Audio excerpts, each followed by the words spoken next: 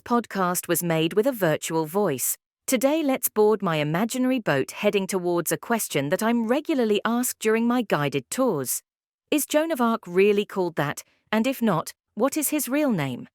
Let's start by recalling that until the 16th, 17th centuries, at that time we were content to have a first name, to which we sometimes added a nickname evoking our profession, a physical particularity, a character trait, or even the name of the city where we are native. This is how Joan of Arc's mother was called Isabelle de Vouthon.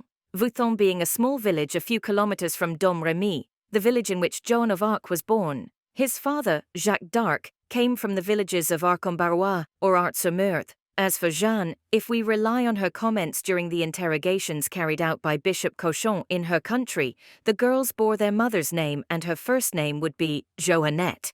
Therefore, Joan of Arc's real name could be Joannette de Vouthon.